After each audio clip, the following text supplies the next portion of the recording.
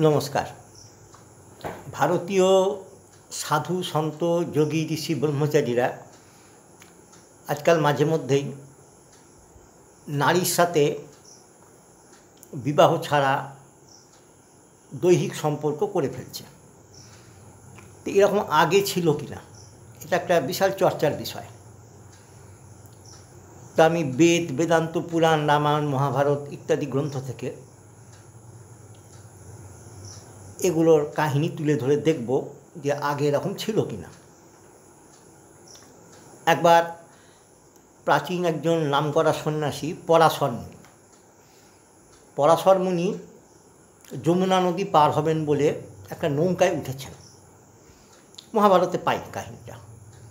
তো নৌকা চালাচ্ছিলেন একজন মহিলা, যার নাম ছিল সত্যবতী, যিনি খুব সুন্দরী দেখতে, এবং তাকে দেখে পরাশর মুনির দৈহিক আবেগ চলে এলো। তো তখন মুনি মহিলাটিকে বললেন ব্যাপারটা, যে আমার তো নারী দর্শনে কাম হয় না, আমি তো চিত্তজয়ী, কিন্তু তোমাকে দেখে আমার এটা আসছে, দেহের একটা আবেগ আসছে, হয়তো এর পেছনে কোনো দৈবিক ব্যাপার আছে। তো তুমি অনুগ্রহ করে আমাকে তোমার দেহ দান করো। তখন সত্যবতী বলল, আমি একজন নারী, আমার লজ্জা আছে। তখন পরাশর মুনি বললেন, আমি যোগ বলে কুয়াশার সৃষ্টি করছি, সেই কুয়াশার ভেতর আমাদের দৈহিক মিলন হবে, কেউ দেখতে পাবে না। তো সেই নৌকার মধ্যে মাঝ নদীতে কুয়াশার ভেতরে পরাশর মুনি দৈহিক মিলন করলেন সত্যবতীর সাথে। তাদের ঔরসে একটা সন্তান হলো, যার নাম কৃষ্ণদ্বৈপায়ন বেদব্যাস। তো কৃষ্ণদ্বৈপায়ন বেদব্যাস তো বেদ সংকলন করেছিলেন, মহাভারতের অমর স্রষ্টা, শ্রীমদ্ভাগবত, গীতা ইত্যাদি গ্রন্থের স্রষ্টা, বিশ্বের সর্বকালের সর্বশ্রেষ্ঠ সাহিত্যিক ধর্মবিদ। তার কিন্তু জন্ম হয়েছিল বিবাহ বহির্ভূত সম্পর্ক দিয়ে। এবার বেদব্যাস যখন প্রাপ্তবয়স্ক হলেন, তখন তার মা সত্যবতী বললেন যে আমি যে রাজপ্রাসাদে থাকি, সেখানকার যারা বধূ আছেন তাদের সন্তান হচ্ছে না, তো তুমি তোমার বীর্য দিয়ে তাদের সন্তান উৎপাদন করো। তখন বেদব্যাস বললেন, তা কী করে হয়, এটা তো পরস্ত্রী, আমি তো পরপুরুষ, বিবাহ বহির্ভূত তো সম্পর্ক হয় না এরকমভাবে। তখন সত্যবতী বললেন যে আমি মা একজন গুরু যদি নির্দেশ দেয় এবং সেই মহিলাগুলোর যদি ইচ্ছা থাকে, তারা করা যায়। এটা ক্ষেত্র বিশেষে, একে ক্ষেত্রজ সন্তান বলা হয়, এটা অন্যায় না। তখন বেদব্যাস গেলেন, এবং বেদব্যাসের ঔরসে ধৃতরাষ্ট্র জন্মেছিল, পাণ্ডু জন্মেছিল, এবং বিদুর জন্মেছিল। বিদুর ছিলেন নামকরা একজন প্রশাসক বা মন্ত্রী, উনি দেশ চালনায় ভীষণ সহায়তা করেছিলেন। তাহলে এই তিনজনও বিবাহ বহির্ভূত সম্পর্কে বাধ্য হয়েছেন। তারপরে কুন্তী দেবী আর মাদ্রী দেবী তারা ঠিক করলেন যে দেবতার ঔরসে সন্তান নেবেন।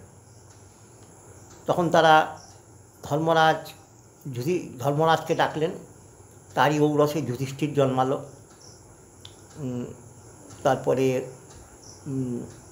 দেবরাজ ইন্দ্রকে ডাকলেন, তার ঔরসে অর্জুনের জন্ম হলো, এবং পবনদেবকে ডাকলেন, তার ঔরসে ভীম হলো, ভীমের জন্ম হলো। আর মাদ্রী অশ্বিনী কুমারদের ঔরসে নকুল ও সহদেবের জন্ম দিলেন। এগুলো বিবাহ বহির্ভূত সম্পর্ক, নারী সম্পর্ক। তারপর একবার ভরদ্বাজ মুনি একটি মহিলাকে দেখে রেতস্খলন করেছিলেন, এবং তার থেকে দ্রোণ, যাকে দ্রোণাচার্য বলে, তারই জন্ম হয়।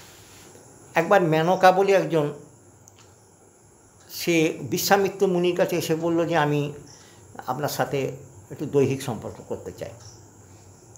তখন বিশ্বামিত্র রাজি হলেন, এবং মেনকার বিশ্বামিত্র অনেক বছর এককভাবে কাটিয়েছিলেন, মানে বিবাহ বহির্ভূত লিভিং টুগেদার যেটাকে এখন বলে, ওইরকমভাবে কাটিয়েছিলেন। তাদের ঔরসে একটা কন্যা সন্তান হয় যার নাম শকুন্তলা। উনি কর্ণমুনির আশ্রমে মানুষ হয়েছিলেন। শকুন্তলার পুত্র আবার ভরত, যিনি একজন নামকরা রাজা হয়েছিলেন। তাহলে আমরা দেখতে পাচ্ছি যে অতীতেও এরকম হয়েছে। অবশ্য ধর্ষণ হয়নি কোনোটাই, সবকটাই বিবাহ বহির্ভূত হয়েছে, কিন্তু তার নারীদের মতামত নিয়ে বা কোনো গুরুজনের পরামর্শে এই প্রকার সন্তান লাভ ভারতবর্ষে ছিল। এবং এখনও এটা আমেরিকায় বা অনেক দেশে হচ্ছে। বীর্য নিয়ে রাখছে, স্পার্ম ব্যাংক করছে, প্রতিভাবান লোকেদের বীর্য জমা রাখছে এবং মহিলারা সেই বীর্য গ্রহণ করে একটা প্রতিভাবান সন্তান জন্ম দেওয়ার প্রচেষ্টা করছে। এই জিনিসটা আগে ছিল। দেবতারা প্রতিভাবান, মুনি ঋষিরা প্রতিভাবান, তাদের ঔরসে বিবাহ বহির্ভূত সন্তান আগেও ছিল। এটা খারাপ কিছু না। অনেকে বলবেন এটা বিদেশিরা ঢুকিয়ে দিয়েছে, এগুলো কদর্য ব্যাপার, মুনি ঋষিরা কখনো এরকম করতে পারেন না। কিন্তু আমি যে কাহিনিগুলো বললাম এগুলো যদি বাদ দিই তাহলে তো কিছুই থাকে না পুরাণের। সুতরাং এগুলো তো অবশ্যই হয়েছিল এবং একটা পরম্পরা আছে। মুনি ঋষিরা মাঝে মধ্যে এইসব দিকে আসতে বাধ্য হন।